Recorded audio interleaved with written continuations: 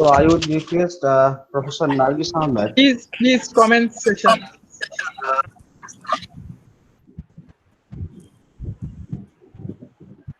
So I would request Abhi, Professor Nargis Ahmed to start the session. Nargis Ahmed, over to you. Thank you, Hassan Bhai. Assalamu alaikum, namaskar, and good evening to all of you present here, our guests, delegates, and all base members. Today we have joined together for base lecture number 52. I welcome you all in this lecture session. But before starting the lecture, let me tell something about our base. Bengali Academia for Social Empowerment is a developmental organization registered as a trust by a collective of academicians, scholars, professionals, and other like-minded people working for community and social development. BASE is dedicated in different activities like information and resource sharing, gathering data and preparing database, organizing seminar, conferences, working on publication of journal, encouraging young generation in education by encouraging organizing educational camps and career guidance program, providing admission helpline, and many more things. During pandemic time and orphan crisis, BASE helped people by opening and serving more than 25 community kitchens all over West Bengal, distributing foods and relief material to poor and affected people, distributing study kits to children, especially in North and South 24 Pargana, helped many migrant laborers to go back their own state, and so on. Since more than 3 months, BASE has been organizing multiple insightful online lectures on different aspects for the purpose of disseminating and raising knowledge and awareness for social empowerment, to organize intellectually, building a network of related people in higher education, and create a better linkage among intellectuals of various institutions throughout and beyond the country. So today we are having our online lecture number 52. Topic is Identity and Empire, Indian prisoners and British passports in Russia 1913 to 14. Our esteemed speaker is Dr. Rashed Chowdhury, Assistant Professor, Manisa, Celal, Bayar University, Turkey. Today's session will be chaired by Dr. Mohammad Reyes, who is officiating head of the Department, Journalism and Mass Communication of Ali University, Kolkata. A small request to all of our participants, our dear guests and delegates, please mute your audio and put off your video during the lecture. And please don't share your screen during the lecture session. So please put off your audio and video except our esteemed speaker and chair. So there is another request that please submit your feedback after the end of the lecture. A separate feedback link will be provided in the chat box at the end of the lecture. Please do not interrupt the speaker during the lecture. Type your question in the chat box. It will be attended in the question answer session after the completion of the lecture.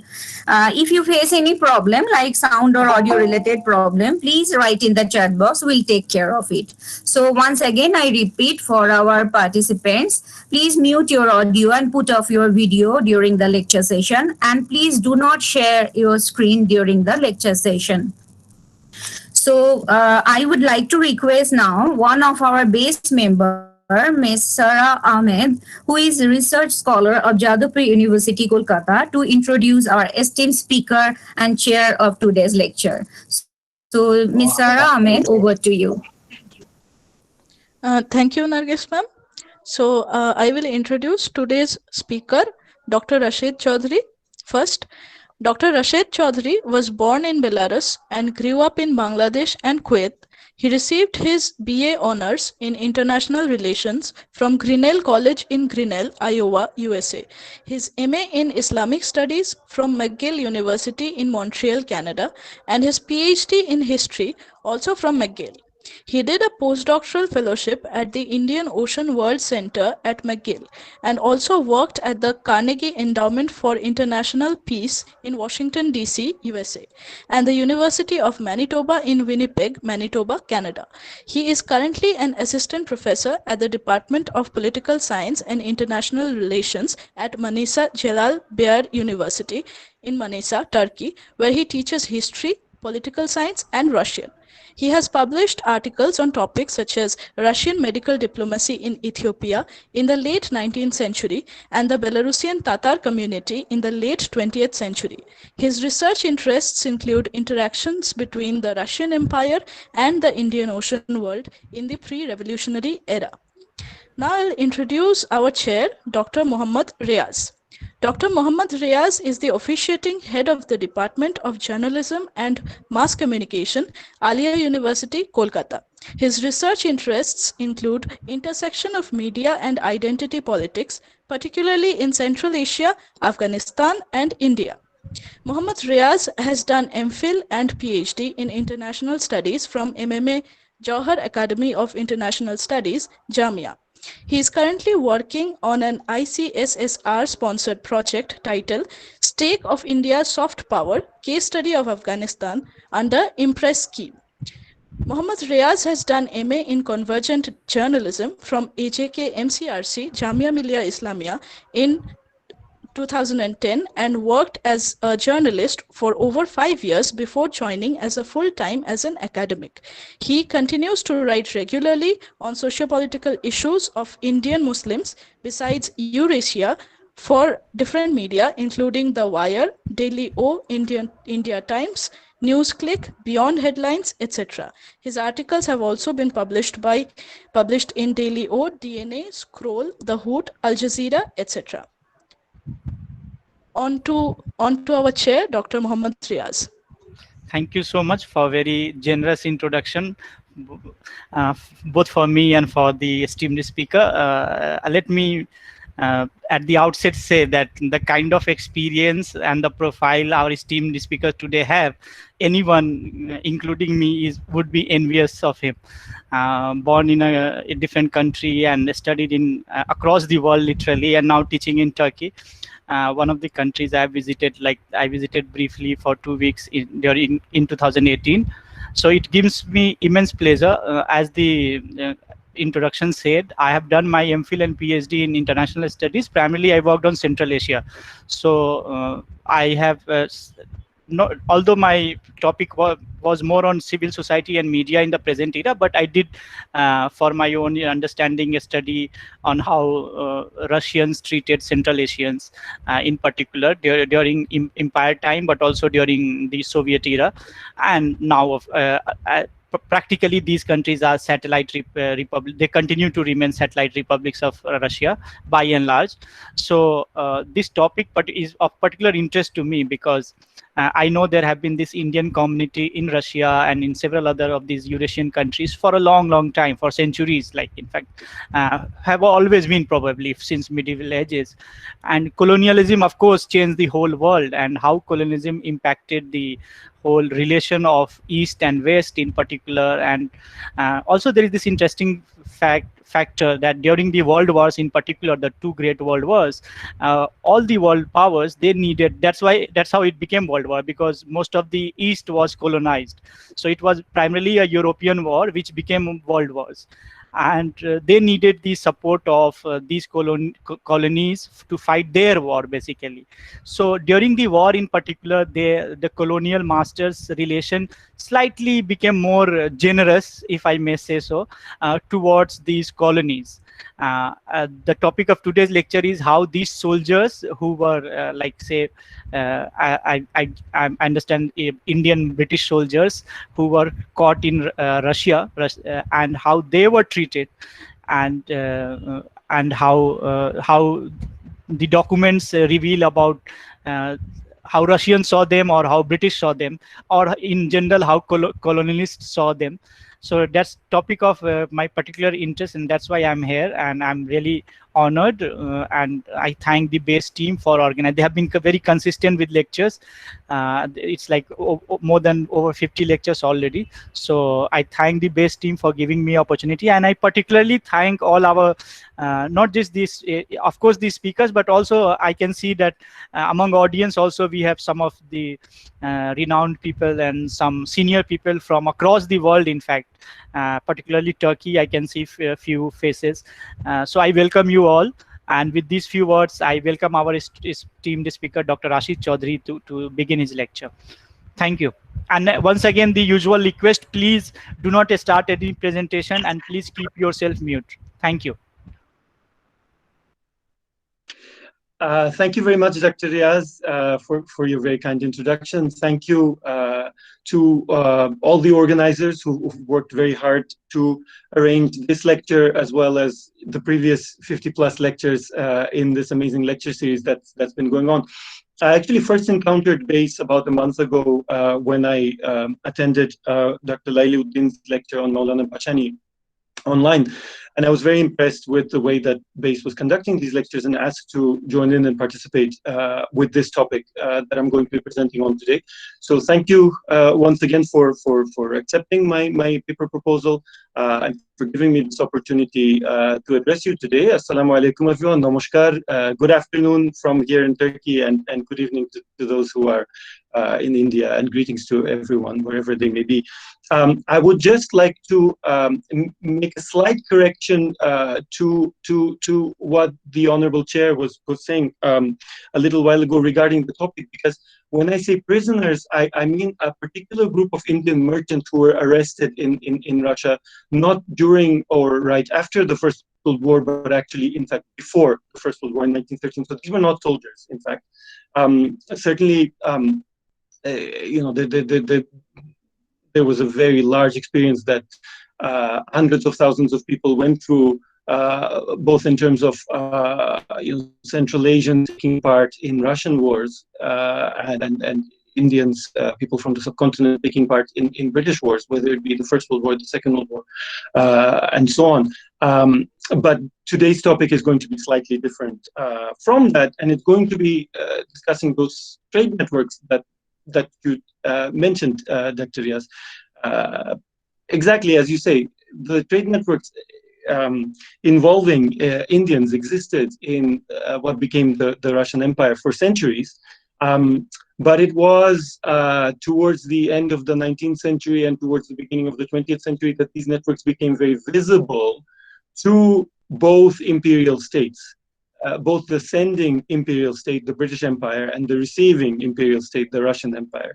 And that is largely as a result of the growing importance of documentation, as we will see as I continue with this lecture. I was just wondering, though, just in terms of organizational matters, whether the PowerPoint presentation that I sent has been received, and whether we could sort of put it up on the screen, because it'll just make it easier for me to illustrate some of my points. Yeah, so PPT is there on the screen. You can start. And my apology for the... Perfect. Thank you so much. Oh, not at all, not at all. No worries. I mean, yes, certainly the military experience is a very important part of the story, but so is the trading experience. So could we have the next slide, please? Yes, thank you. So the previous one. Just the two buildings where it says sources. Yes, thank you so much. Okay, so first of all, I'd just like to set out how this story began from my end before I go into how the story began while it was actually unfolding in the year 1913. So after completing my PhD at McGill in 2012, I began a postdoc at the Indian Ocean World Center, or the IWC, and I received funding from SHRC, the Social Sciences and Humanities Research Council of Canada, via the Indian Ocean World Center, to perform archival research on, you know, whatever sources interested me. The director of the IWC, Professor Gwen Campbell, in particular wanted me to work on Russian sources, or sources related to Russia, because at the time we were part of a network of 7 different universities involved on a research project. If I'm not mistaken, the largest social science research project, at least in terms of funding, in Canadian history, although some universities from outside Canada were involved as well. And this had to do with human-environment interaction in the Indian Ocean region. So very broadly put, sort of the longue durée history of the Indian Ocean world as a whole. And there were something like 30 plus researchers working on this macro topic around the world. And it just so happened that I was the only one who spoke Russian. And of course, Russian is my native language. My mother is Belarusian. I was born in Belarus. Russian sources were quite accessible to me, and I'd already done archival research in Russia before this. So off I went to Russia to study various.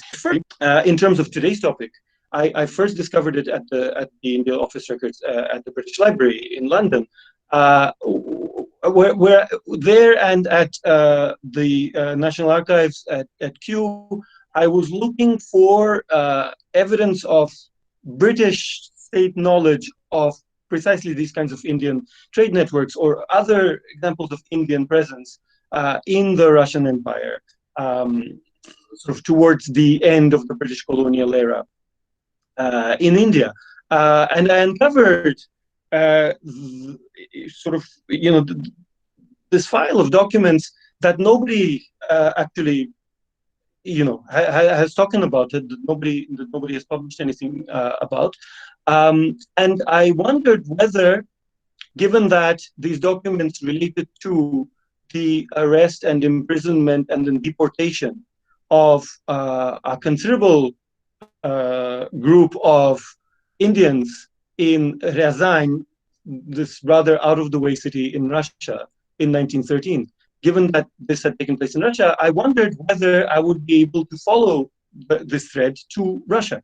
So I went to GARF, the State Archive of the Russian Federation, as it's called, which holds the Russian Imperial Police records. Now, most Russian Imperial archives are actually held in St. Petersburg, but the Interior Ministry records, including the police records, are held in Moscow. So I went over there the following winter after my sojourn at the British Library. And sure enough, I did find the Russian view of what had happened to these Indians in 1913. And then, of course, one of the questions that we will explore during today's talk is whether they were Indians at all. And there were different views regarding the subject. Everything regarding them was up for question. Whether they were Indians or not, whether they were British subjects or not, whether they were Iranian or not, whether they were Ottoman Arabs from Iraq or not, whether they were even the people who they said they were or not, right? It was very difficult for a multitude of reasons, that some of which we'll discuss today, for both British and Russian officials to be sure about anything at all that these people said to them. And in addition to that, there were language barriers in different directions as well. So it's a wonder that anything got done, anything got found out about them at all. But nevertheless, a whole lot of documents were produced by a multitude of different actors. And I will try to list some of them before we go on and look at the actual prisoners, who they were, how they came to be arrested, and then how their story unfolded. So the officials that got involved in the story from the Russian end, as I've already indicated, the police played a major role. And the police within the Ryazan governorate, now just as today's Russian Federation is largely made up of regions, along with a few ethnic republics, the Russian Empire didn't have those ethnic republics. Those are a creation of the communist era. But instead of today's regions, you had provinces or governorates. And so Ryazan was the capital of a governorate. So you had the governor of Ryazan, and then the police that served underneath him, but also were responsible to the Ministry of the Interior. And so then you had people in Ryazan communicating with the Ministry of the Interior in St. Petersburg, and orders and requests going back and forth, as well as the governor of Ryazan communicating with the Russian Foreign Ministry in St. Petersburg Of course, you have to remember that before the Russian Revolution, the capital was St. Petersburg, and then it would be renamed during the First World War. It would be renamed Petrograd, and then it got renamed Leningrad, and the capital got moved to Moscow. But in any case, St. Petersburg was the capital at the time. So you had the governor of Ryazan communicating with the foreign ministry in St. Petersburg. The foreign ministry in St. Petersburg would then communicate with the British embassy in St. Petersburg, which would communicate with the British consulate in Moscow, which was closer to Ryazan than St. Petersburg was. And the British consul in Moscow would then go and try to find out what was happening on the ground in Ryazan, and then convey his thoughts back to the consul general in St. Petersburg, who would then inform the ambassador, who would then inform the Foreign Office. And then it turned out that the people whom I'm about to talk about, although the Russian officials were dealing with them for the first time, they were no strangers to British officialdom. And I mean, largely because they had been issued passports. I will be showing maps afterwards, but they'd been issued British passports in a range of different British consulates in places as diverse as Budapest in Austria-Hungary, or Galatz in Romania, or in fact Istanbul in the Ottoman Empire, or various nationality documents in Quetta in British India. And so on. And sometimes all of these different locations pertain to the same person. And time after time, these different British consuls had raised the question, again, the kinds of questions that I've mentioned already. Were these people really who they said they were? And how in the world can you devise a system by which you could, with any degree of certainty, actually pretend to know whether these people were who they said they were? And then, of course, on top of that, plus language barriers, there is also the issue of racism that comes through in the treatment that some of them received from some of the British officials. With other British officials, their attitude was very correct, to use the French term, if you will. It was very by the book, if you will, without sort of getting into descriptions of their skin color and things like that, right? They were just dealt with as British subjects. So you had a range of different responses to them. Now that we know that they aroused all of these different discussions that actually went on for years, as it turned out, let's find out who they themselves were, or at least attempt. So could I have the next slide, please?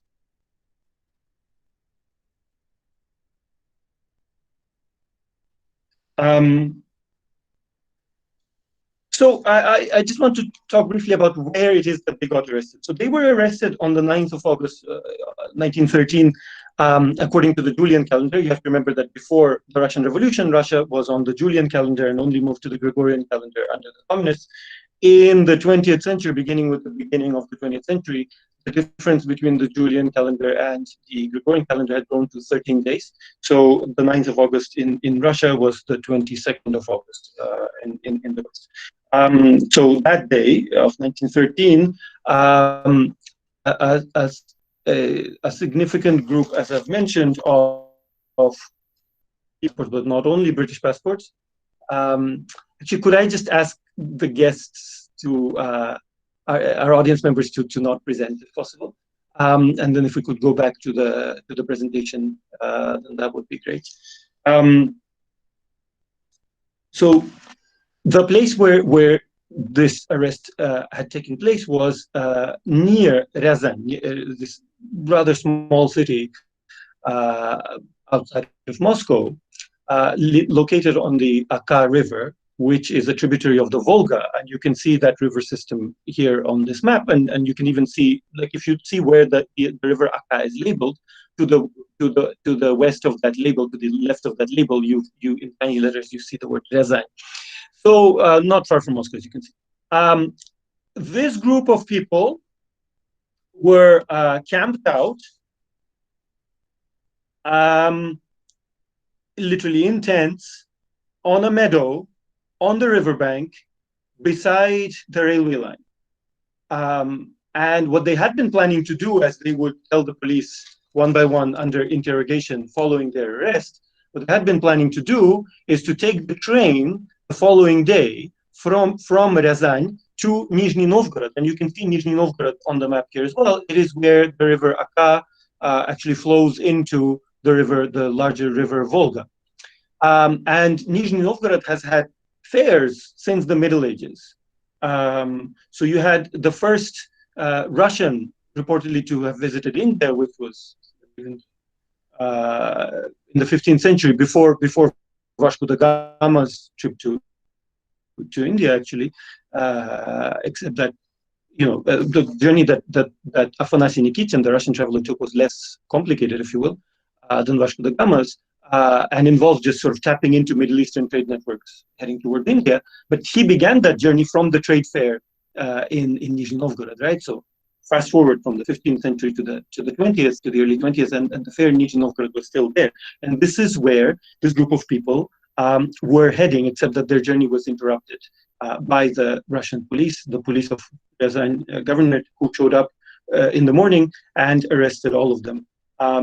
They arrested all of them because of their appearance, because they as the governor later described it, the governor of Ryazan described it to the Russian interior minister, they were half naked, he was saying. They arrested them because they'd been sleeping in tents, which looked suspicious. And they arrested them as well because between them, there were, there were one group of people made up of several smaller groups. And between them, all of these people had in their possession only 83 rubles. So the Russian authorities could not take them seriously as merchants. And as such, they deemed them to be vagrants. They deemed them to be people who, or rather one, did not have any particular occupation, and two, therefore, not having any particular occupation, must be subsisting by some sort of means which must be illegal. So given that now, they had persuaded themselves, the Russian authorities of Ryazan had persuaded themselves that these people subsisted by illegal means, then they must be first imprisoned, then once their identity is verified, they must be removed, right? Now, of course, upon arrest, all of these people handed over their British or French passports, as we will see. And this is where matters got complicated. Matters got internationalized, right? And all kinds of authorities, all the way from London to Paris to St. Petersburg, got involved. So could we have the next slide, please?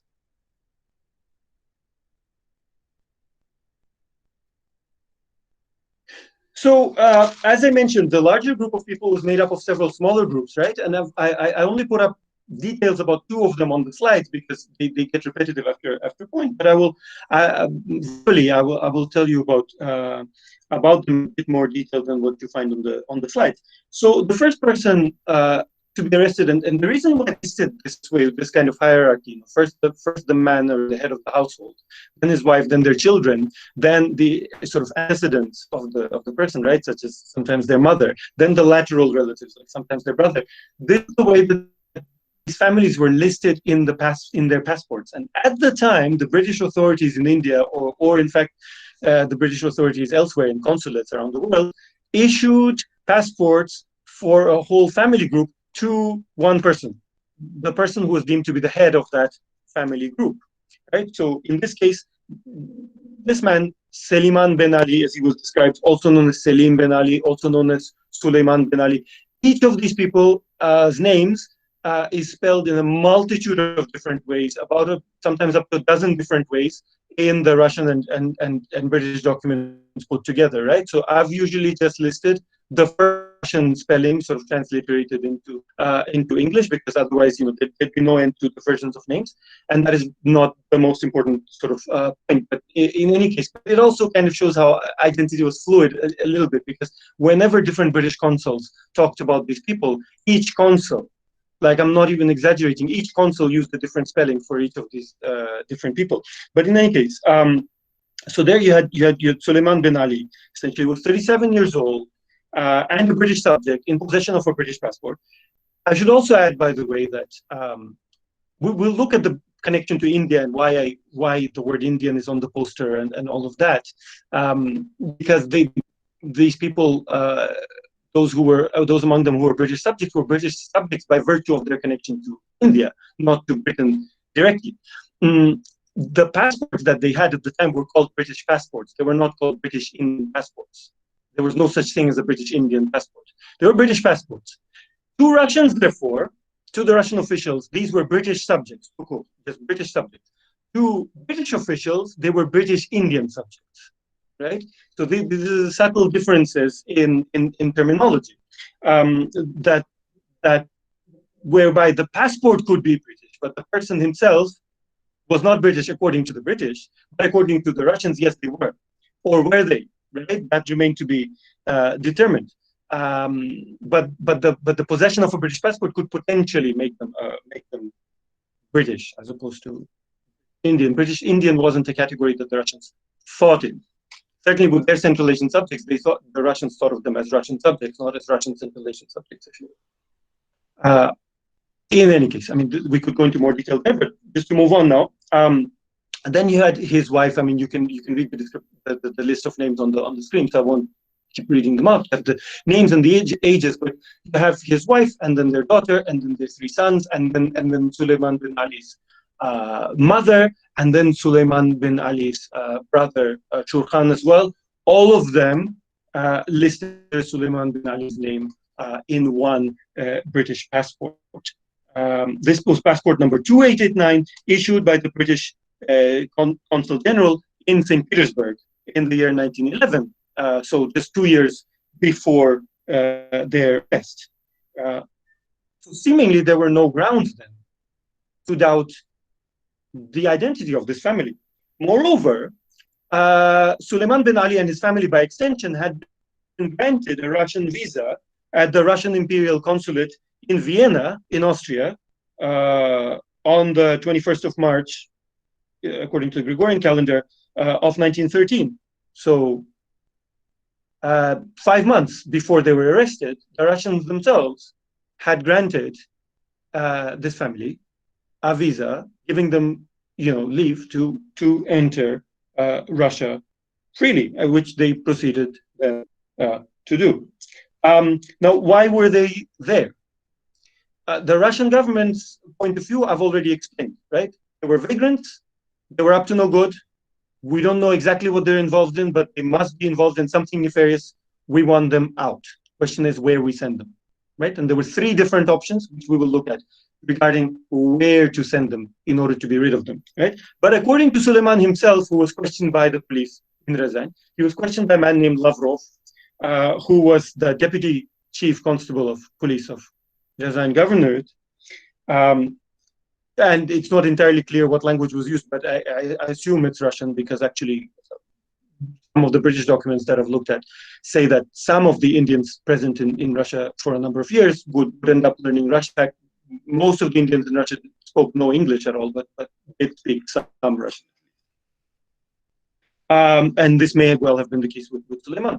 So he described himself as a trader in silk cloth and other manufactured goods.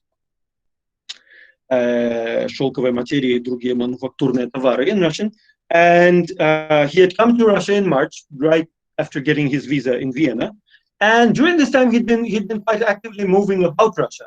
He hadn't just been in Ryazan. He had been in Moscow and in Vilna, which is now Vilnius, the capital of today's Lithuania. He had been in Kishinev, which is today Chisinau, the capital of today's Moldova. He had been in some small Russian town called Bezhetsk in the Tver region of Russia. He had been in Mikhailov, which is in the Ryazan region of Russia. And then once he had arrived in Mikhailov, he wanted to move on to Nizhny Novgorod, but he was waiting for his friend Zorab Samad, who was with him. He was waiting for the wife of Zorab Samad, who was pregnant, to give birth before they moved on to Nizhny Novgorod. Which is why they were delayed, which is why they were camped out, which is why they looked suspicious, which is why they were arrested. So ultimately it had to do with the birth of this baby in this town called Mikhailov near Ryazan. And the reason why he was going to Nizhny Novgorod was to buy trade goods, was to buy silk and other cloth, to then take it to the Caucasus And then once he took it to the Caucasus, he was going to sell it there and then use this money back home, which to him was Tehran in Iran. But he also mentioned that he had no house in Tehran, nor did he have relatives in Tehran, but he claimed to be from Tehran. The question then is, at least as far as the Russians were concerned, how is it that this man from Tehran, who had been in Austria for some reason, and was now wandering all over Russia, and was about to go buy silk in Nizhny Novgorod and sell it in the Caucasus, and who only had 26 rubles with him, and who was illiterate, how is it that this man came to be a British subject? Wasn't very clear, right? So similarly, I won't go into details regarding Zorab Samad yet. Now, Zorab Samad was listed by the Russians as Sorab Senyam, right? Because, of course, when they read the Z in his British passport, they read it with the German pronunciation as it said, right? So instead of Zorab, called Sorab, and then they somehow managed to read Samad as Senyam, and then there are all these documents as to whether Zorab Samad and Sorab Senyam are the same person, and the conclusion was that they were. In any case, here you have another person with another family, wife, son, whose birth was being group, sister, and he also, Dorab, was in possession of a British passport at the British consulate in St. Petersburg, and also a Russian visa from the Russian consulate in Vienna. Thus, he also had the right to be in Russia, supposedly. In fact, the two family groups had traveled to Russia from Austria together. Unlike Suleiman bin Ali, Zorab Samad was a trader in dates and nuts and other such goods, not cloth, but dried foods. And he had spent his time in Russia between March and August in St. Petersburg, in Kiev, which is the capital of today's Ukraine, and then in Lukov, as it was then called, which is in today's Poland, and then also in Chisinau and in Moscow, in Bezhetsk and Mikhailov. So some of the cities that he was in overlapped with where Suleiman bin Ali was, and some didn't. They each had their own trading network, partially because they were trading in different goods. But his intention also was to then proceed to Nizhny Novgorod, buy more nuts, etc. there, take them, perhaps walnuts, who knows, kinds of nuts you can find in Russia, take them to the Caucasus, sell them there, and then also go home to Tehran. He had a house in Tehran, and he said that his aunt Bibi Khanim, which basically just means lady, was living in, at the house in Tehran at that moment, right? He had 27 rubles, and he was also illiterate. Again, the Russian authorities in Ryazan asked themselves, how is it that this man came to be a British subject? If he is from Tehran, has a house there, and so on. I will just quickly name two other British subjects who were caught up in this. These were Ahmed Sora, who was 22, with his sister and the sister's daughter, who had a British passport issued by the British consulate in Galatz in Romania, also with a Russian visa from Vienna. He had been to St. Petersburg, to Vilna, to Moscow, was also going to Nizhny Novgorod, was also then wanting to go home to Tehran, was also illiterate.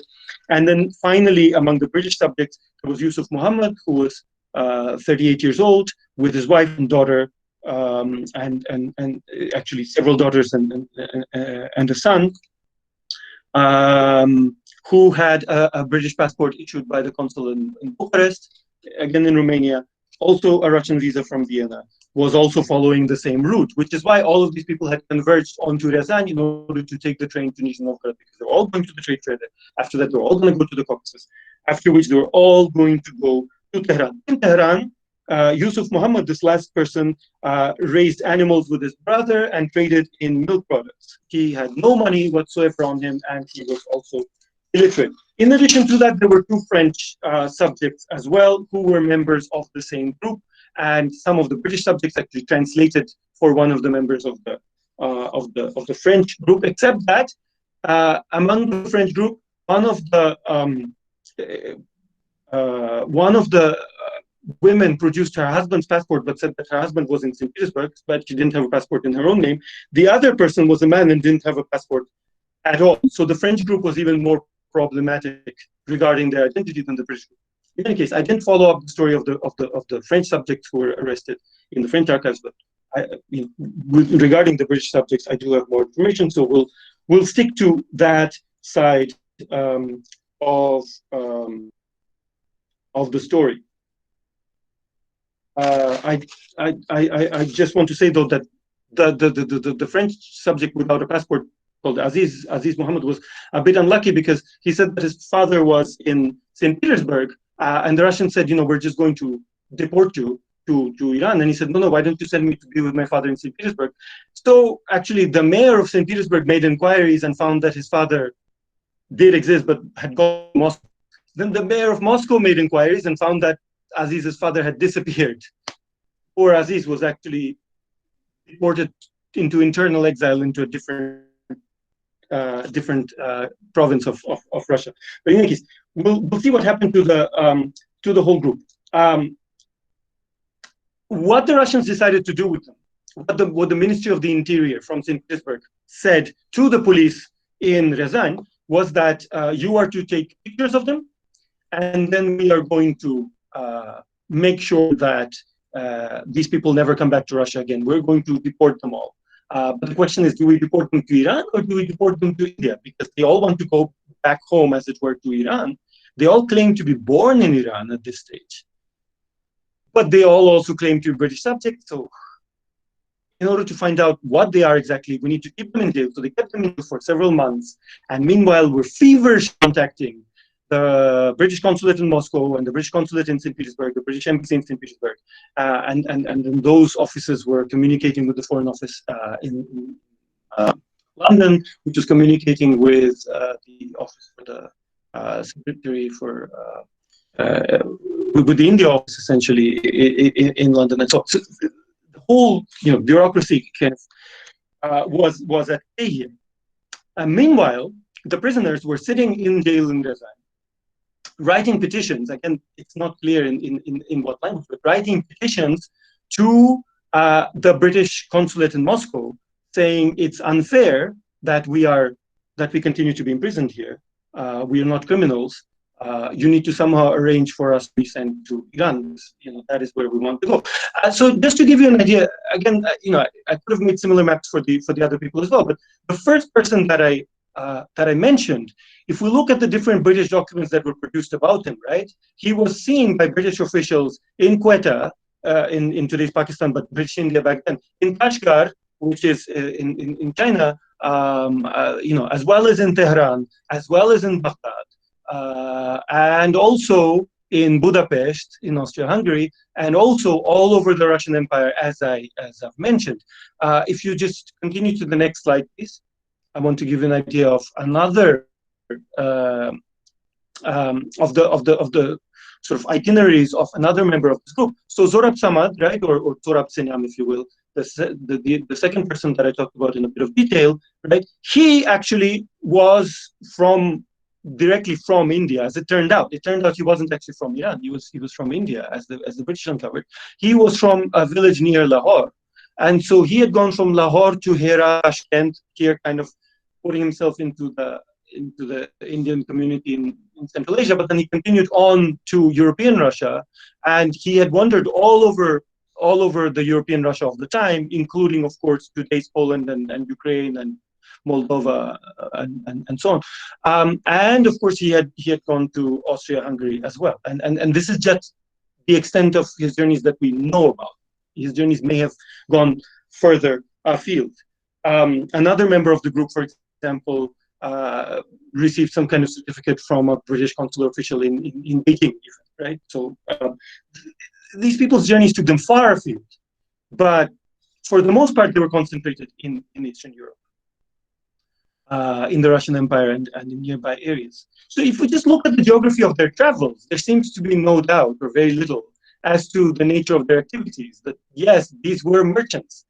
It's just that the scale of their trade was so insignificant in the eyes of Russian officials that they looked like frauds. It seemed to Russian officials that you cannot possibly live off trade that is done at this kind of level, where you end up with 26 or 27 rubles in your pockets to go and buy trade goods with and then try to sell, etc., etc. But in fact, they apparently had been able quite successfully to subsist at this level. You know, in a geography that was perhaps more widespread than that of most people around the world in those times.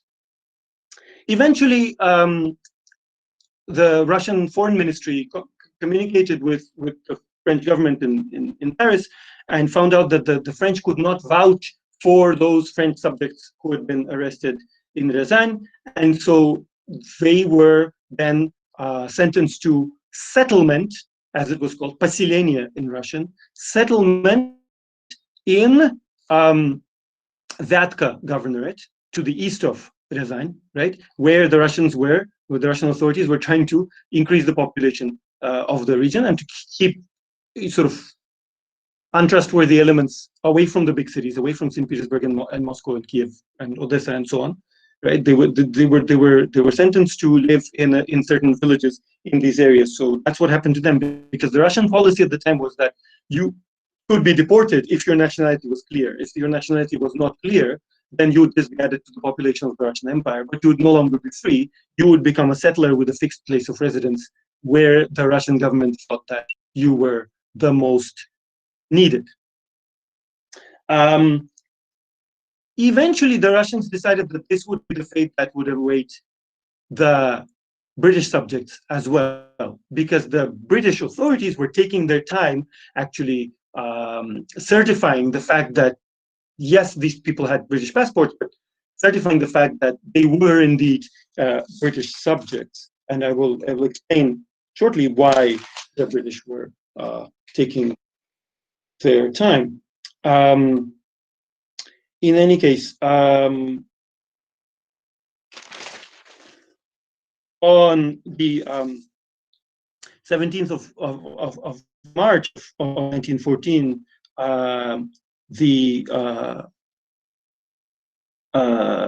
two of the family groups who were British subjects were indeed sent to Vyatka Governorate because the British kept not confirming their identity. But two others, the groups of Suleiman bin Ali and Ahmed Sora, were actually deported to Iran on the 22nd of March of 1914. Eventually, on the 5th of June of 1914, the identity or the British subjecthood of the other two groups was also confirmed by the British. So it's taken several months extra, and then they were deported to Iran as well. Meanwhile, somebody, also a British subject who was not a member of this group, he died in that governorate while awaiting a response from the British. Eventually, the response came and it was positive. That the British actually confirmed that this man Qasim, who had been arrested by the Russians earlier, also in Ryazan, the British confirmed that he was indeed a British subject, but by then it was too late. He had already died. His wife was still alive, and she asked to be sent to Tabriz, also in northern Iran. So this is the view from the Russian perspective.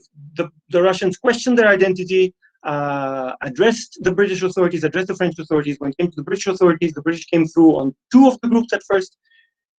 The Russians held on to the other two. Eventually, the British confirmed the identity of the other two, and eventually all four groups were deported to Iran and had been photographed before exiting Russia and were not given the right to ever come back to the Russian Empire again. As far as the Russians were concerned, the issue was settled and closed, right? But now we will look at things from the British perspective for a little while, because as far as the British were concerned, things were much more complicated than this, and really much deeper discussions had begun within the British bureaucracy as to who these people were. And in fact, it turned out that these discussions had been taking place for years regarding some of these same people. So first of all, regarding Qasim, it's in the office wrote a minute paper in 1914 saying it appears necessary to recognize him as a British subject. As I mentioned, it was a little bit too late, but he also had claimed to be from Tehran. So we're going to come to the connection with India. How is it that all of these people claim to be from Iran and yet claim to be British subjects by virtue of a connection with India, right? How is it that those two things can simultaneously be true? The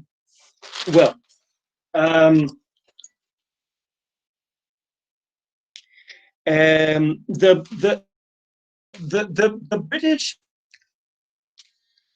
initially just didn't want to deal with it and wanted the Russians to deport these people to Iran.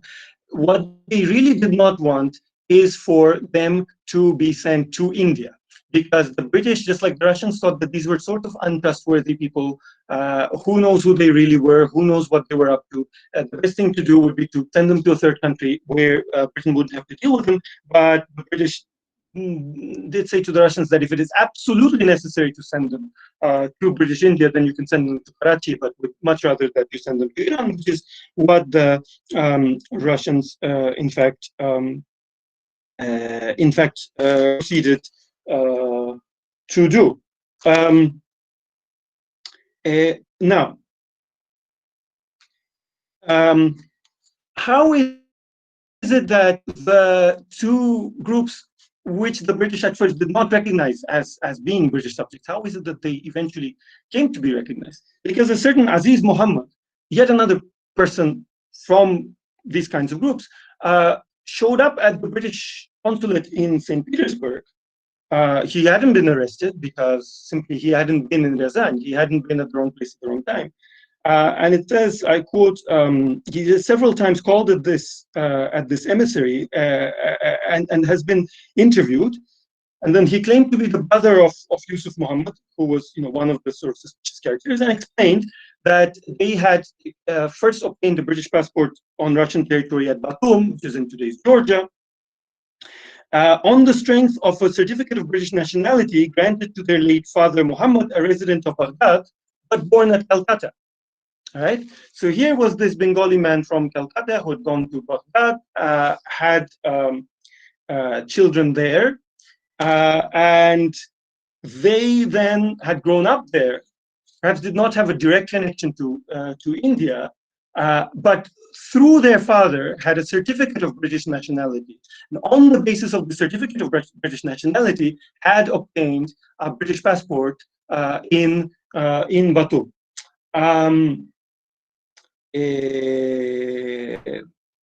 Now, the British authorities then asked the British consuls in Batumi, in Warsaw, in St. Petersburg, and in Moscow to see if they could find a copy of this certificate, and they couldn't. But they decided actually that the non-existence of this copy was not evidence of the non-existence of the certificate, and as a result, the certificate could not really be questioned, even if they could not see it any longer. And as a result, the passport itself could not be questioned. And so, as a result, actually, they decided that the other two groups, could be trusted as well. And furthermore, they said, I quote, "The refusal of His Majesty's government to recognize Yusuf Muhammad and Zorab Samad as British Indian subjects may be the cause of a great injustice being done to them, inasmuch as, according to Aziz Muhammad's account, the usual practice of the Russian government in the case of individuals arrested at Ryazan and whose nationality cannot be established is to send them under administrative exile for a period of 5 years to some distant portion of the Russian Empire, instead of deporting them to Persia or elsewhere." So this is what I was talking about previously, that they would be sentenced to settlement somewhere in the Russian Empire, such as in Vyatka, right? So then, who was this Zorab Samad? The British, it turned out, had been trying to establish this because he had been showing up at different consulates, obtaining British passports. So each time they were interested in tracing his origins, right? So he said in 1909 that he was from Lahore. Later on, he would verify that, or rather specify that he was from a village called Notara outside Lahore. But the Punjab government actually, so the British went so far as to ask the British Indian government to verify his identity, and then they asked the governor of Punjab, who then sent inquiries to Notara. He could not verify that such a person as Zohrab Samad had existed. Meanwhile, Ahmed Sora had been accepted as an Indian in Beijing. Yusuf Muhammad had been issued a certificate of British nationality in Baghdad in 1911, because even though he'd been born in Baghdad, his father had been born in Calcutta, as I pointed out. He showed up later with this passport at the British consulate in Warsaw, in today's Poland, and the British consul in Warsaw actually doubted very much that this man was Indian. Of course, he was from Baghdad, and he didn't speak any Urdu or any Hindustani. But curiously enough, the word Hindi is not used in these documents at all. It's either Urdu or Hindustani. So, Yusuf Muhammad didn't speak any. He only spoke Arabic and some Russian. And so the British consul at Warsaw decided that he was in fact an Arab. In this case, an Arab born in the Ottoman Empire. Right? How is it that he claimed to be Indian or claimed to be a British subject? Well, on the basis of his father having been from Calcutta, of course. Right? Once he was arrested by the Russians, though, he claimed to be a member of a nomadic tribe in Persia and asked to be deported to Iran. So the identity of this group of people was not stable. They gave the kinds of answers that they thought would be the best in whatever situation they found themselves in, which caused no end of head scratching, to put it mildly, among both the Russian and the British officials who dealt with them. Now, as for Suleiman bin Ali, his British subjecthood was recognized quite easily by the British, because he had been recognized as a British subject in Tehran back in 1904, and also by the British political officer in Quetta on the Quetta-Sistan trade route in 1904 as well. And of course, Suleiman bin Ali also was from Baghdad and also was an Indian on the basis of his father having been from Calcutta. Further on, then Suleiman, as I mentioned, showed up in Kashgar in China, in today's Xinjiang Uyghur Autonomous Province, and received a British passport there on the basis of these attestations of his Indianness.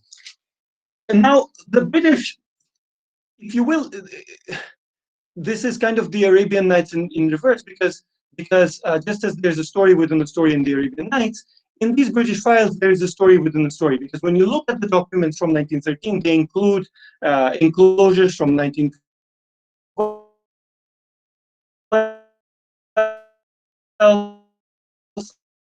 from 1911, from 1909. Within each document, you can kind of time machine, time capsule, and you keep going further and further back in time. And they enclosed other papers that they felt were relevant to these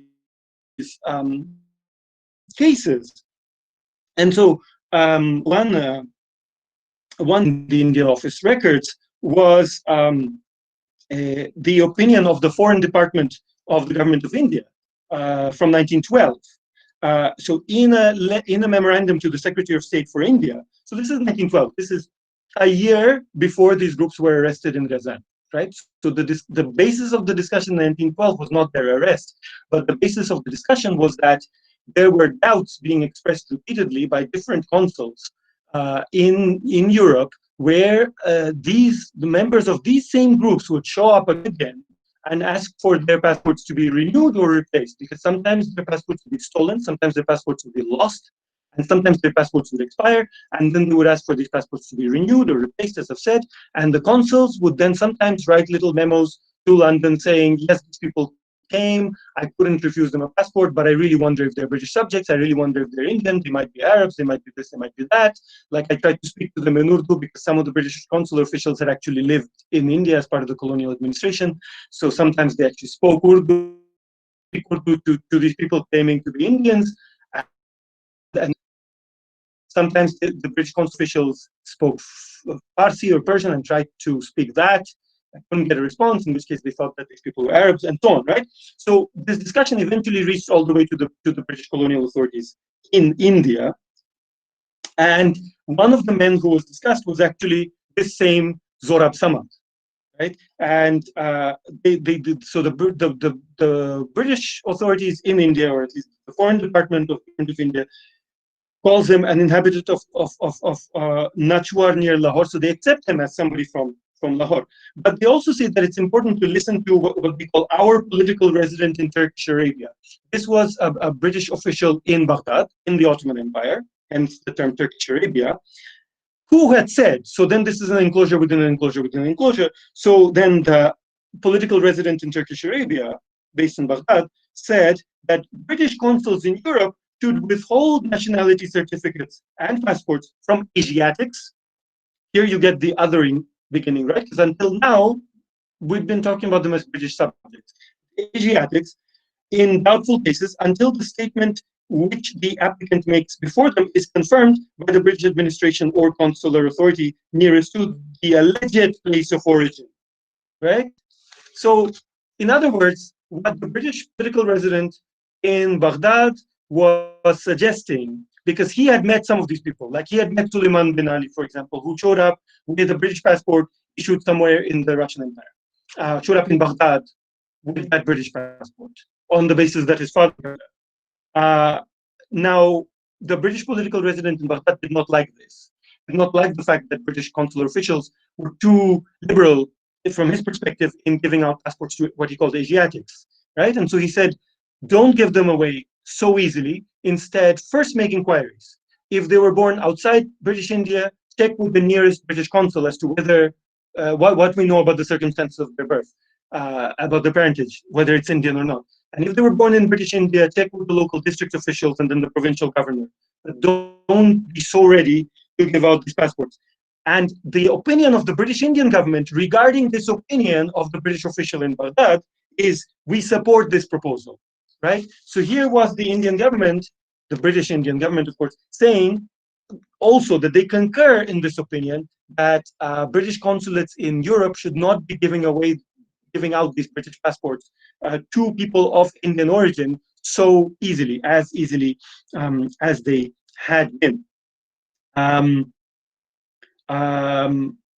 then regarding Zorab Samad, then the British government in India goes on to say that although he was supposedly from Lahore, it made inquiries and they had failed to, I quote, trace the identity of this person, right? Because ultimately the district level officials had gone to the village itself where he claimed to be from and couldn't find any trace of him. So then the British Indian authorities suggested to London that all passports henceforth to be issued to any Indian subject by birth or any Indian subject by, British Indian subject by birth, British Indian subject by naturalization, or third category, naturally born subject of a princely state, or what they call a protected Indian state, right? Of which, to the non-Indians in the audience, there were over 500 Indian quasi-autonomous states under the suzerainty of the British Empire, which hadn't been quite annexed in the same way by the British. So whichever kind of Indian you were, if you obtained a passport, what the British authorities in India suggested should be done is that the passport should list at a minimum these things. They should list the father's name, have the signature, a thumb impression, list the height, eye color, hair color, distinctive marks, profession, age, and place of residence.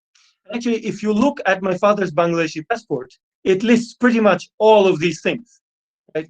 So, and of course, the origin of a Bangladeshi passport is a Pakistani passport of before, and the origin of a Pakistani passport is a British Indian passport, just as the origin of a modern Indian passport as well as a British Indian passport, right? So the thinking as to what kinds of fields there should be in a British passport issued to an Indian, the thinking was driven partially by the impossibility of figuring out who this Zorab Samad person was. And this thinking was already going on in India among the British in 1912, 1 year before he was arrested with his whole family and his friends in Ryazan, in Russia. Yeah, and this document was actually signed by Lord Hardinge himself. And then eventually, other such documents were enclosed, and sometimes there's a stark difference between the views of the different of the different colonial officials regarding the people who are applying for these passports, right? So one was the British consul in Moscow, who had dealt with some of these people actually as early as 1905, and he wrote to the consul general in Baghdad, I quote, "There are 2 or 3 gangs of the native Indians wandering about Russia.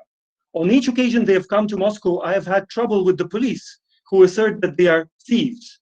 Consul General Murray at Warsaw had a similar experience and wrote me that he believed there were also horse thieves," right? So from the perspective of the British consular officials in Moscow and Warsaw, these are simply gangs of thieves, not merchants. And then the consul in Moscow goes on to say, "I shall try for the future to avoid having anything to do with them, the more so as I have the greatest difficulty in dealing with their cases, as they speak but very little Russian and no other language that I know." And then he goes on to say, "I would gladly refuse them if I could," in other words, gladly refuse to issue them a passport, as they seem to me, a very undesirable element in Russia. And clearly, and this is 1905, clearly in 1913, the Russian authorities would decide the same, that these were a very undesirable element in Russia and should be deported. The British consul in Odessa used Orientalist language in 1909, describing the, quote, combined ignorance and cunning of these class of persons, right? In other words, he wasn't sure if he was being tricked into issuing them new British passports. And then look at this. Another sighting of Zorab Samad, right? This time in 1909 in Rostov-on-Don. Rostov-on-Don in southern Russia. The consul says, a black-faced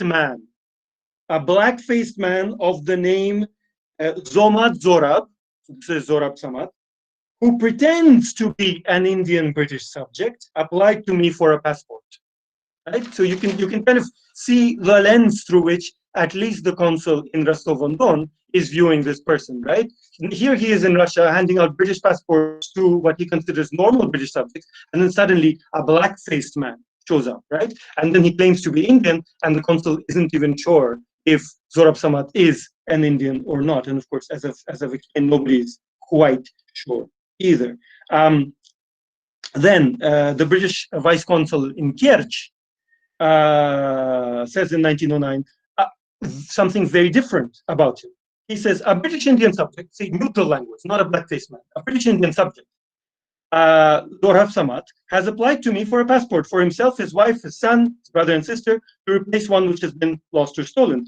So, and then he explains who this person is, and he does not call him a thief, he does not call him a horse thief. He says Zorab Samad belongs to a party of British Indians who travel about southern Russia and the adjacent countries selling Indian silks. They are Mohammedans and apparently do an excellent trade with the Turkish and Tatar communities, judging by their dress and ornaments, right? So they're not described as half naked, they're described as doing an excellent trade, right? It's incredible to think that they're even talking about the same person. It really shows a difference in perspective that these different officials have. And then he continues to say, the vice consul in Kerch, the British vice consul in Kerch, continues to say, there would appear to be no reason why a new passport should not be issued to this applicant. And without one, he's unable to obtain lodging. So he had been denied a passport by the consul in Rostov-on-Don, the one who called him a black-faced man. Now he was being granted a passport by a different British consul within the same general kind of part of the Russian Empire. The vice consul in Kerch also said, this man, meaning Zohrab Samad, only understands Hindustani, and having been in the country for 2 years, Russian.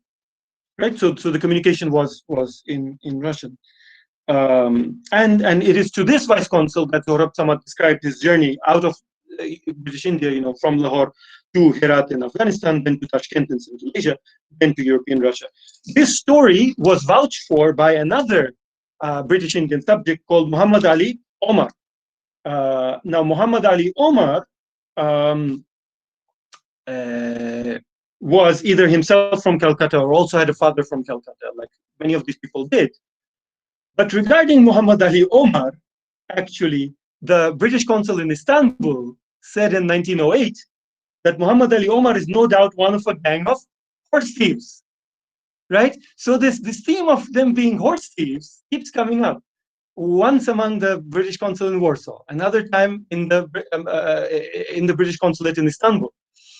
And yet, at the same time, you have other British officials calling them merchants who are doing a very good trade.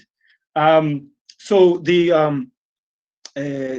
British consul in Istanbul did not believe that Muhammad Ali Omar was Bengali. He said these persons are believed to be gypsies of Baghdad origin, right? And then a British consul wrote from Serapia, today's Tarabya, in Istanbul, in 1907. He said that in Macedonia, not meaning today's country called Northern Macedonia, but sort of a larger region in the Ottoman Balkans, that apparently a group of people in Syrian Arab dress, speaking Arabic, had shown up there. They were described as gypsies, but they were in possession of British passports on the basis of them being Indian. According to this British consular official in Istanbul, and writing in 1907 from Serapia, the way that they had tricked themselves into, had tricked British officials into giving them British nationality was that they would steal horses, then they would take those horses to Baghdad, they would take them from Baghdad to Basra, they would take them overseas from Basra to Bombay. In Bombay, they would go to the local British officials and they would ask for a British passport on the basis of being a local Indian. Apparently, the British officials in Bombay were so naive as to trust these Arabs from Baghdad or from Syria and believe that they were Indians, and then using these falsely obtained but real passports, they would then come back to the Ottoman Empire, and then they would go on to Europe with these passports. So were they Arabs? Were they Gypsies? Were they Iranians? Were they Indians? British officials could not agree amongst themselves as to who these people were. And so that's why in 1912, the British ambassador in St. Petersburg said there does exist a gang of Orientals, whether of British nationality or not, which makes a practice of trafficking in British passports. Because another conclusion that some British officials had come to is that the passports that they had been dealing with in all these cases were genuine. Even the certificates of nationality on the basis of which the passports were issued were genuine. But perhaps what was happening was that the original holder of the passport had sold it on to somebody else. And in the absence of a passport photo in the passport, it was impossible to determine whether or not the passport had been issued to the right passports, right? So the British ambassador in St. Petersburg had concluded by saying, be very careful in issuing passports to Orientals, in his words, right?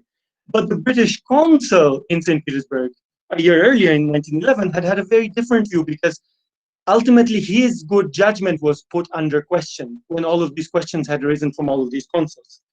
He said, I quote, "All these men produced indisputable evidence of their claim to British nationality. And under these circumstances, I was unable to refrain from issuing them fresh passports." Then he goes on to say, "The bearers thereof," meaning of these passports, "were either entitled to every assistance and protection by all those whom the passport concerned, or they were not entitled to hold these documents at all. They were either fit and proper persons to hold British passports, or they were not. There is no middle course." And then he goes on to say, "We have never had to deal with the holder of a passport issued by us to which he or she was not entitled."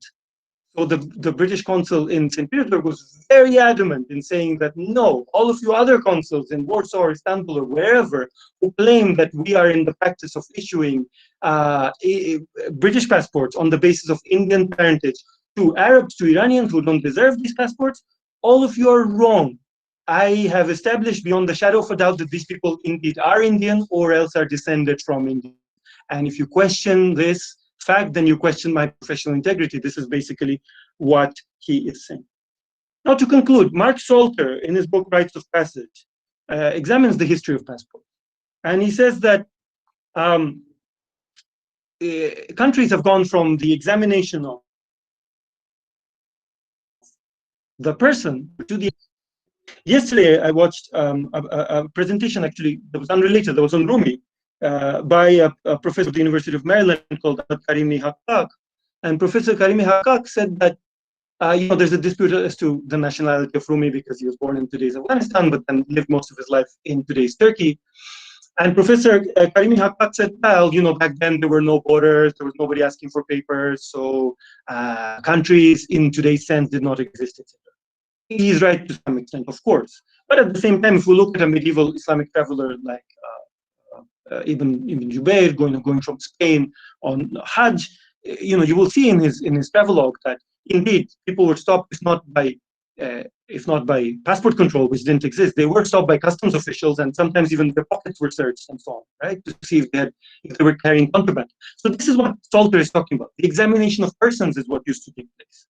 But eventually, that moved on once travel documents started being issued, and then particularly towards the turn of the 20th century, in the late 20th century, in the early the late 19th century and the early 20th century, when laws were passed in all of the major imperial powers, one after the other, specifying that people traveling abroad need passports. For example, the Ottoman Empire required the British to issue passports to Indians if they wanted to go on Hajj. Once that had been done, then from the examination of persons, you went on to the examination of passports. But nevertheless, what you see is that old habits die hard. And so in some cases, the person would be examined as well. So, one of the people that I was talking about, was described by British consular official as a big Arab. Another one is described, as I said, as a black-faced man, right? So those are the remnants of the examination of the person, if you will. And as to whether a black-faced man like him really qualifies, for British subject status, especially if he's applying in Russia, not in India, thousands of kilometers away. But then there were arguments for the primacy to be given to the examination of papers, the examination of documents. And a champion of this perspective was the British consul in St. Petersburg, who was saying, they gave me documentary proof of connections to India. On the basis of this documentary proof, I issued them genuine British passports. Who are you to question that? Because if you question that, you question the entire British bureaucratic system. John Torpey, in his book, The Invention of the Passport, says that he has a Marxist analysis of the role of a passport, and he says that the aim of it really is to deprive people of the freedom of movement. I mean, a passport literally is a passport, right? Something that enables you to pass through a port. So you can think of it as a document that gives you freedom, but at the same time, as Indian citizens or Bangladeshi citizens or Belarusian citizens who need visas to go just about anywhere, we will be aware, most of us in the audience, or many of us at least, that just as a passport can enable you to travel without let or hindrance, right, as the inside cover says. And by the way, that phrase "without let or hindrance" was already being used by the British who were issuing passports to these Indians, self-proclaimed Indians, back then, in 1913 or earlier. Our passports today may ask people to let us in without let or hindrance. But often, based on the country that issued the passport, we get stymied at the border. We get visa requirements and so on, right? So passports, yes, they open doors, but they close doors as well. And this is not a new story. This is a story that goes back right to the turn of the 20th century, if not earlier.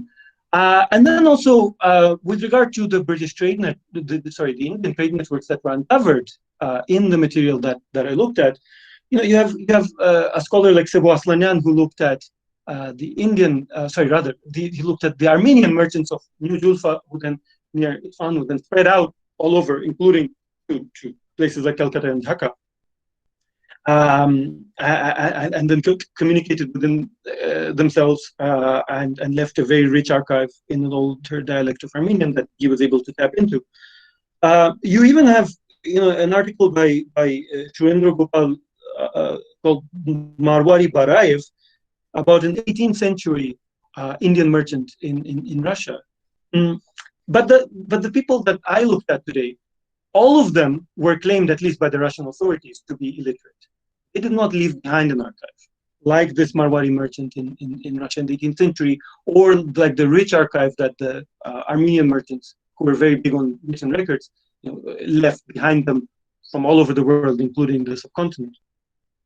And the way to recover the history of this trade network, whose existence came as a surprise and almost an affront to both British and Russian officials, the way to recover their history is to go through the colonial and the imperial archives. And there we get hints as to the quite incredible extent of these networks, and we get hints as to the very difficult conditions under which they sometimes had to operate, even insofar as to proving who they were. And sometimes if the proof came too late, sometimes it meant dying, in internal exile somewhere in some little village in the Russian Empire. But the story also shows us how the colonial bureaucracies of both the Russian Empire and the British Empire operated, and the extent to which a person's rights were fully dependent on their nationality and then on their ability to be persistent enough or to be creative enough to be able to prove this nationality. And that's all I have for now. Thank you. Thank you so much, Dr. Rashid Chaudhary. It was really very illuminating lecture. You have covered primarily first quarter of the 20th century and how traders were seen by two colonial forces of that time.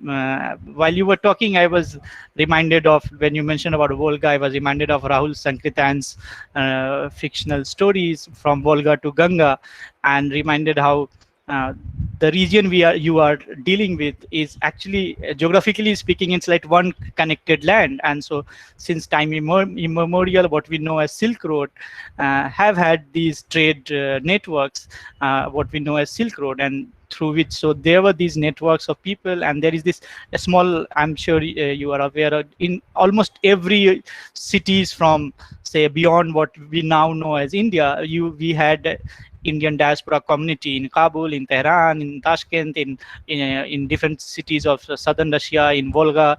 And once the two colonial forces came, the Russians and on that side and the British in this side, how things changed suddenly for them. It's like, and how they had to deal with documents, as your lectures suggest, that maybe sometimes probably some of them got documents through different means, or because their father was of Indian origin, and so this diaspora had to somehow get documents, because as you mentioned about Ottomans, and I'm sure same was with Russians, that you needed documents to travel now. So for centuries these traders have been traveling and dealing in goods, and suddenly they were asked to produce documents, so they got documents, whatever.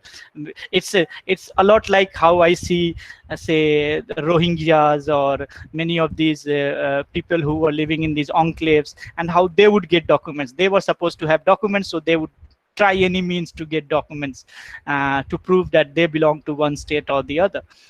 Another thing which struck me while you were presenting, that all the cases which you presented are actually Muslims, and from the kind of you mentioned about them, like say they have some connection with Tehran, Baghdad, Syria, or Istanbul, Calcutta. It somehow like most of them come from what we can say as elite Muslim communities, and they, or Ashraf as we know in South Asia, and so they had some kind of connection. So they're part of the same old elite networks who had these trade networks, and so they were traveling. So from this observation, like one of the question which I would like to pose is, the period which you were studying, were all these cases of simply say Muslims, or you have just focused on Muslims?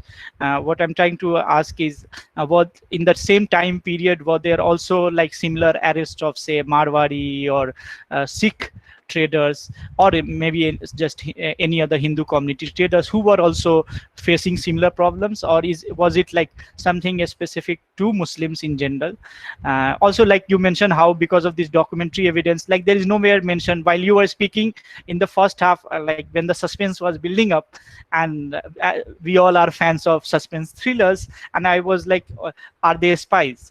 Are they spies of any of these either colonial power, or say Iran, or any of even Ottomans for that matter, because they are some of them are speaking Arabic.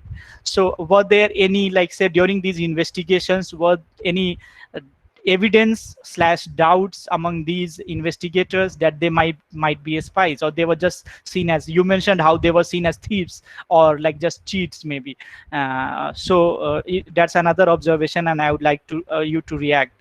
Also, this is the time, this is the period when we, like in this period we are talking about what we know in, I'm more of international studies student, so great game.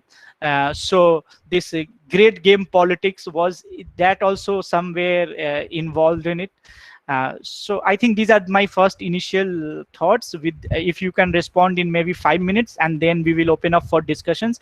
There are some very senior academicians who are in the audience today, so maybe one by one, if they have some questions or comments to make, they can come in. Thank you. Sure. Thank you so much, Dr. Riaz. I'll try to answer your questions very quickly.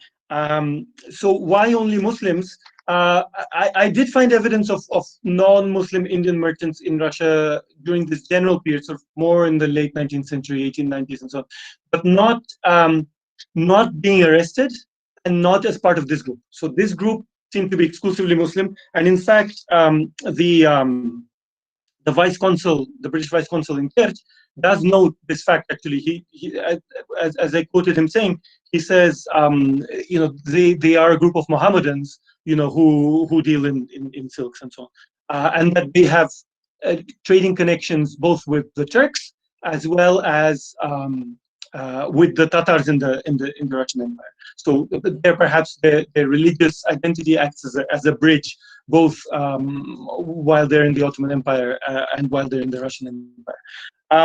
But as for non-Muslim Indians, I did find evidence about Sikh and Hindu Indian merchants in Vladivostok.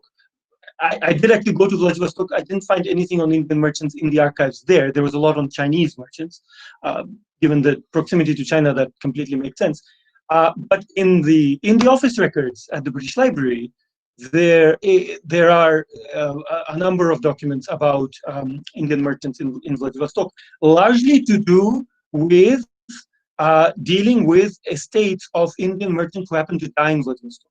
A surprisingly high number of them tended to die in Vladivostok over the years. I'm not quite sure whether it was of illness or what. What would happen then is that the British consul in Vladivostok would take over their estate, whatever was left by them in Vladivostok. The British consulate would take that over and would liquidate it, would sell their possessions to whoever, any takers, and then that money would be forwarded to the heirs. Now, the British colonial authorities actually did quite a lot of investigative work to find out who the heirs were in India of these merchants who had died in Vladivostok, and so it would also go down to the level of district collector, etc., who would find out where this person from, and then this money, which is often just a few rubles, like 20 rubles or whatever, this money would then make its way all the way to that village and end up with the person's family eventually.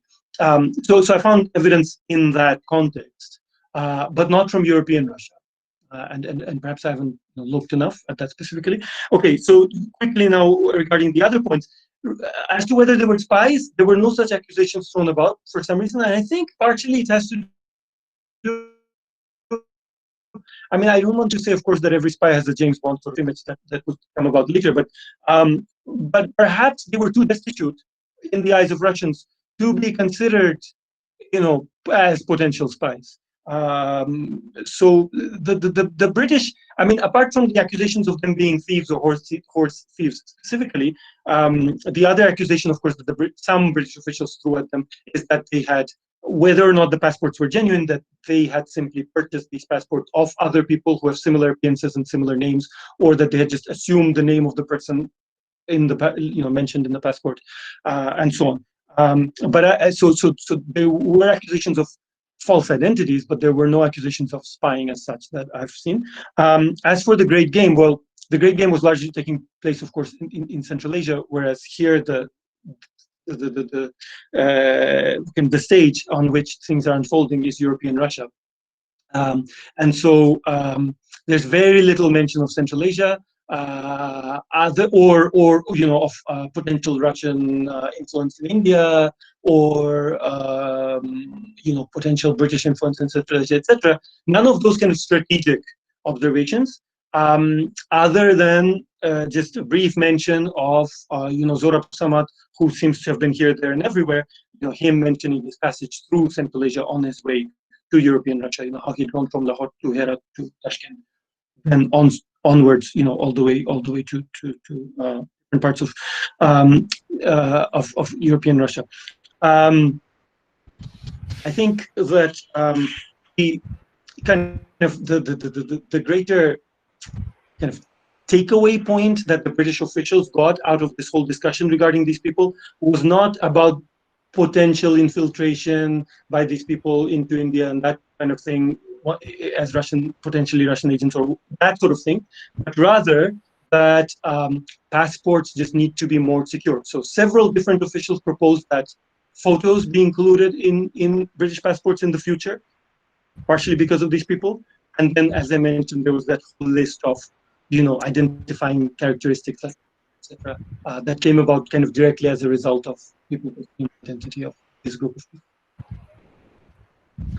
Thank you. So I have one, as you were speaking again, I had just one small observation which I'll make. Meanwhile, I just request the audience, in case you have any questions or you want to make any comments, please write your name in the comment box so I know that you are interested in speaking or commenting or asking question, and then I will call one by one.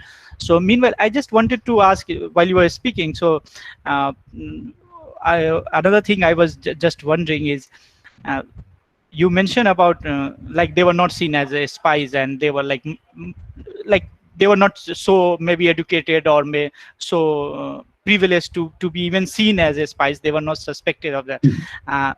But during their detention, you mentioned about how officials saw them in like as documents and in legal matters. But like during their detention, are there any mention of their, say, life or their like, say, relation with, you mentioned about one family, how they had connection with both Turks and Tatars. So are there any, like, say, records of their life during detention which would shed light about like how their relation was with, say, or how their life was, or how, the kind of conditions they lived? Like, is it just plain police investigation, or does it leave more anthropological or sociological light on their life during the detention, or about their life in general? Thank you. Right. I think thanks for the question. It's a really interesting point to examine, because the anthropological evidence, if you will, that we have regarding their lives really has to do with the pre-detention time. So like the way that they traveled from place to place, both according to what they told the Russian police investigators in their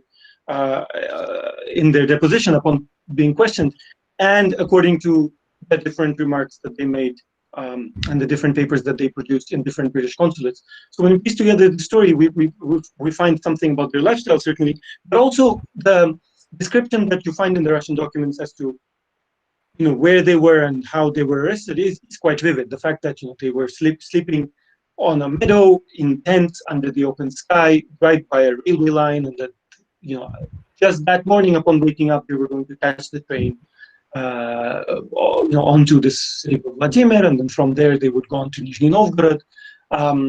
We know exactly what they were planning to buy. Each one of them had different goods. One person silk, another person used carpets. He was a used carpet dealer. Another person was going to buy nuts and dates, as I've said, or whatever he found in that regard. And we know how much money they had. So we know that from the perspective of the Russians, they were quite impoverished and so on. Once they're in detention, the Russian archive only mentions that they could not be detained in the first jail that they were brought to because they were a fairly large group and the jail was already overcrowded. Now, overcrowding in Russian jails is a problem that persists into the 21st century, but even 100 years ago, that was already a problem, evidently.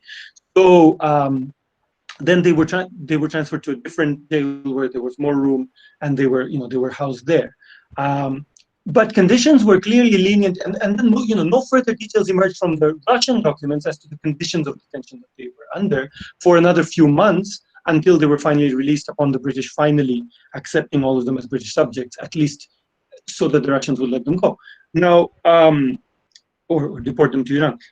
Now, what does emerge from the British side is that the conditions of their detention were lenient enough that they were able to write these numerous appeals to the British consulate in Moscow, where they were saying, we've committed no crimes, we are being unjustly detained, we risk being sent to, to the Vatka governorate as settlers, which we don't want to happen to us. We want to go to Iran. All of these things. Now, given how multiple British officials have described them as not speaking English, and then several British officials described at least some of them as knowing Russian, then and of course, some of them, the ones who were directly from India, such as the man from near Lahore, he spoke Hindi or Urdu, he spoke Hindustani, but the ones whose fathers were from Calcutta, they spoke largely Arabic and sometimes some Persian as well. Those languages would not be useful when it came to writing a petition from a prison in Razan, right? So I imagine that the petition was being written in Russian. Now, at least in the Russian language, all of these people had claimed to be illiterate to the Russian police, which means that they were dictating their petition to somebody who had access to pen and paper. So most likely they were dictating these petitions to the Russian jail officials themselves. And that it was their prison guards who were then writing down their words and addressing them to the British consulate. So this indicates some degree of human sympathy, if you will, towards the predicament of these people. Because of course it would be quite easy for the Russians to just say, okay, several months have gone by, we don't know who you are, we don't believe your passports, we're just going to send you to Vatka and that's it. But the Russians were not keen on that being the end of these people's story. They actually wanted the British to do their jobs, as it were, and to really figure out if they would recognize them as British subjects or not. So they kept sending the British these reminders, which came from the mouths, at least, of the detainees themselves. So there was some kind of relationship that had built up between the jailers and the jailers and the jail. But of course, again, the logic of the state took over, and so just because there was sympathy on a human level didn't mean that these people could then be released and could be allowed to go to the four winds, despite the fact that they had valid passports, which nobody disputed, and the fact that they had valid Russian visas, which nobody disputed either. But because they said under law such and such, section such and such, of year such and such, regarding vagrancy and regarding lack of employment, etc., these people are defined as vagrants, and so they could not be released into the open either. So in a sense, we see this tension then between the logic of the state and then the logic of kind of individual human relations where there was some measure of mildness possible. Thank you. When you were saying about sympathy, I was wondering they were traders and they had network. Probably they also bribed. But the thing is that bribing would have been a bit difficult because all these families together, so the four British families of British subjects plus the two families of French subjects, 6 families together, between them had just 83 rubles in their possession. So even back then, 83 rubles really was not a lot. So I think like bribery for them would have been quite difficult. But I mean, if possible, they could have promised that somebody from their greater network would one day come and give something. Perhaps upon that promise, something could be done. Yes, yeah, likely. So since there no one has really asked any question, maybe I will ask one more. So I know your postdoc, you focused on the period when they were in detention and the legal matters related to passport and their citizenship.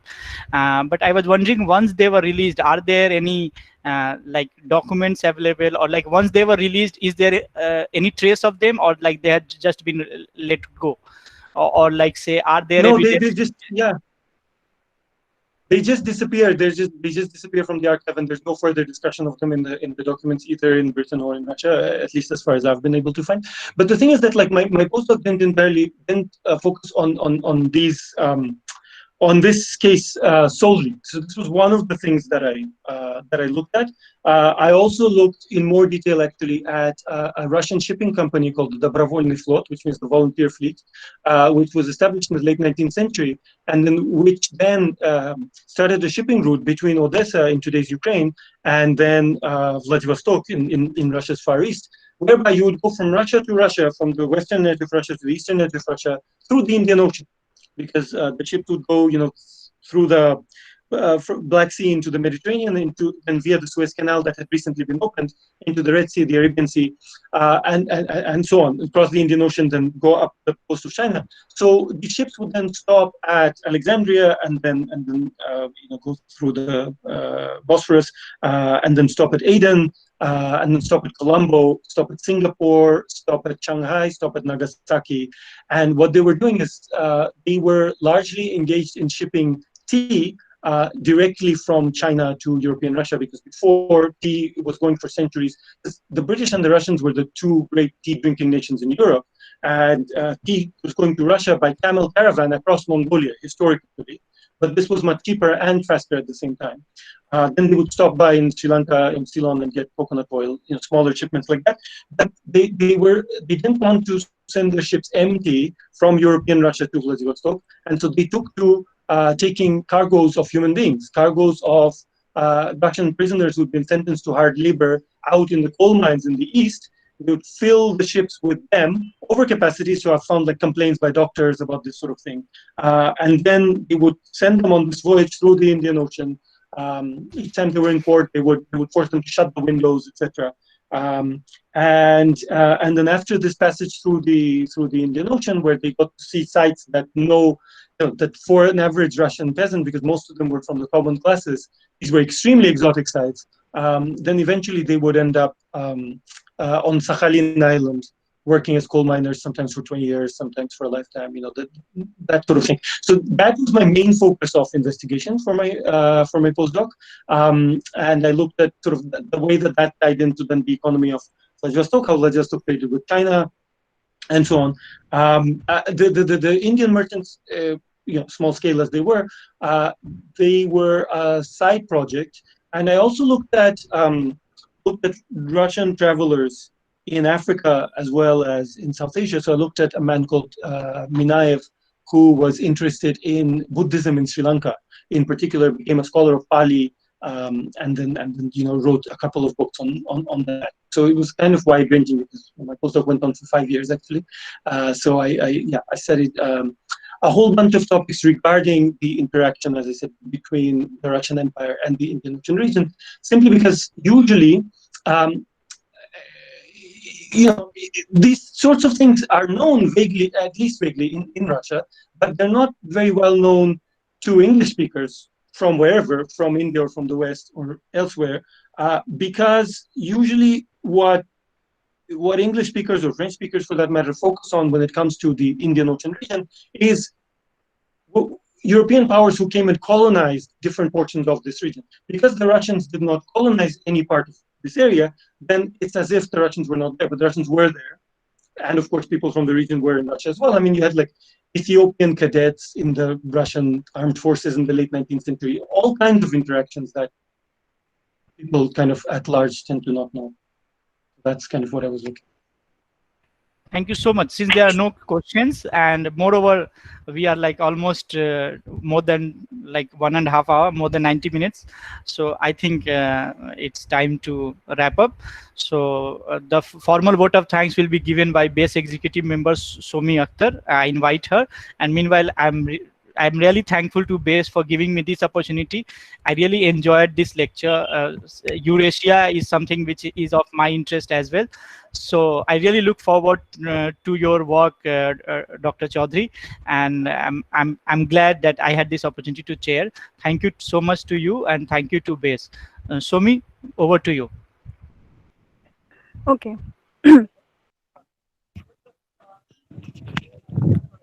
In the name of Allah, most merciful and most gracious, friends, ladies and gentlemen, Assalamu alaikum and a very good evening to all of you.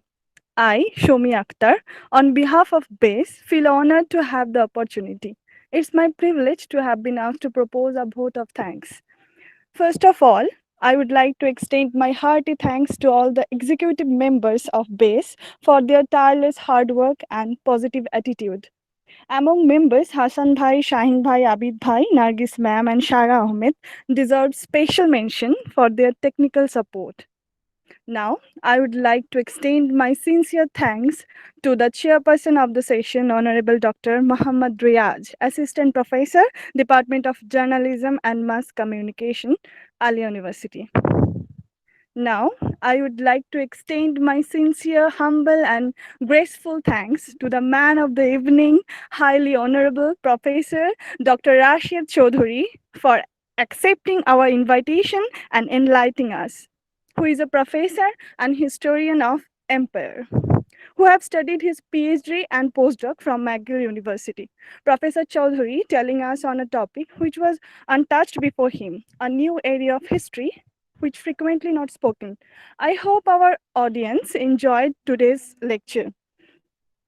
I also would like to extend my thanks to the honorable associate members and those who are not BASE members too, and the audience of the session, who is our inspiration, for whom we do such interactions, such webinars. Honorable executive members, honorable chairperson, honorable speaker, honorable members, and honorable audience. Once again, I would like to extend my humble, sincere, pleasant thanks to all of you, inviting you all for the next lectures and panel discussions. Good night and thank you. Thank you so very much. I would like to thank Dr. Riyaz for chairing the session and everyone at BASE for their kindness in inviting me and in hosting this session. Thank you. And to the